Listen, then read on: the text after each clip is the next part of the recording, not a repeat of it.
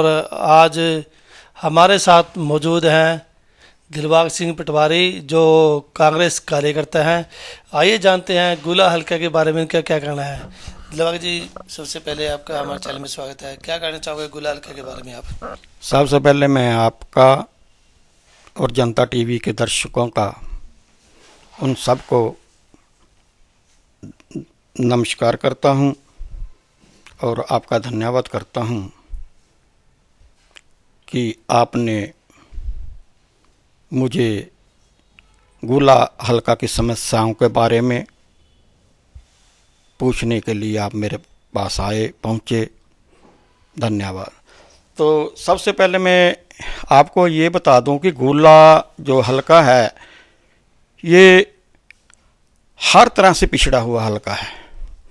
आज तक जितने भी विधायक बने उन्होंने गुला हल्का के लिए कोई भी बड़ा काम नहीं किया।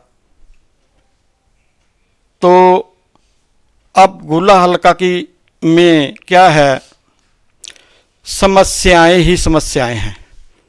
अगर सड़कों की बात करें तो 9 सालों में ये धरने प्रदर्शन कर कर के फिर सड़कें बनी हैं।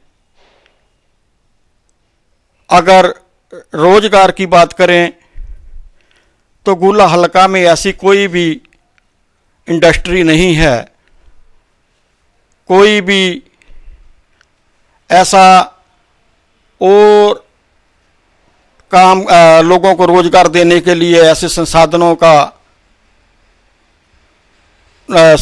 को नहीं लगाया गया। गुला हल्का में ऐसे कोई भी संसाधन नहीं है।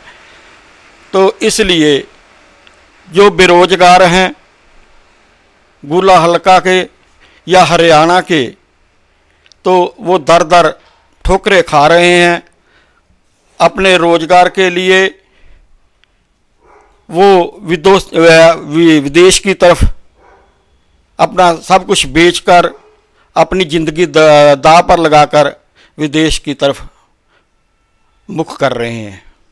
दिलबाग जी, जिस तरह देखेंगे आप पहले यहाँ पर काफ़ी लंबे समय से पटवारी की पोस्ट पे थे। ऐसे में आपने कांग्रेस पार्टी को ही क्यों चुना जबकि और पार्टियां भी हैं? क्योंकि आपने देखा होगा कि जब आदरणीय चौधरी भूपिंदर सिंह जी हुड्डा हरियाणा के मुख्यमंत्री थे तो इन्होंने लोगों के लिए बहुत काम किए। चाहे कोई किसी भी वर्ग का हो, चाहे किसान हो, चाहे मजदूर हो, या व्यापारी हो, या कर्मचारी हो, ये सभी वर्ग खुश थे। लेकिन जब से बीजेपी की सरकार आई, ये जुमलों की सरकार है। इन्होंने ये वादा किया था कि बेरोजगारों को रोजगार देने के लिए हर वर्ष 2 करोड़ नौकरियां देंगे, लेकिन ऐसा कुछ भी नहीं किया। बीजेपी वालों ने ये वादा किया था कि हम किसानों की जो आय है वो दुगनी कर देंगे, लेकिन इन्होंने कुछ नहीं किया। और ऐसे ही ये इतने झूठ बोलते हैं क्योंकि इन्होंने ये भी कहा था कि हम विदेशों में के बैंकों में जो काला धन है जमा है वो हम वापस भारत में लाएंगे। और मोदी साहब ने तो यहाँ तक कहा था कि केवल मुझे 50 दिन का समय दे दो, लेकिन ऐसा कुछ भी नहीं किया। और ना ही एमएसपी किसानों के लिए निर्धारित की, क्योंकि अभी जो किसान आंदोलन हुआ था ये सिंघू बॉर्डर पर आपने देखा होगा, जिसमें 750 से ज़्यादा किसान शहीद हो गए थे।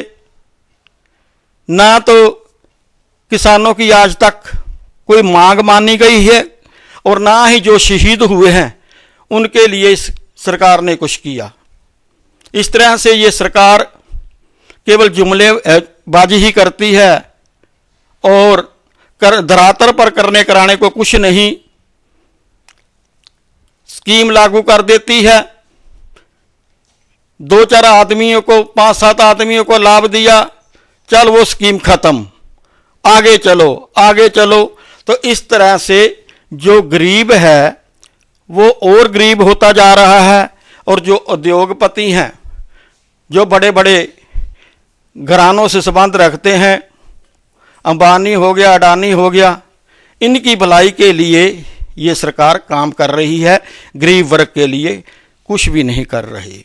गरीब जो लोग हैं वो तो बेचारे ठोकरें खा रहे हैं, ना कोई काम मिल रहा है, ना खाने को कुछ अनाज मिल रहा है, ऐसे ही अपनी ज़िंदगी बसर कर रहे हैं।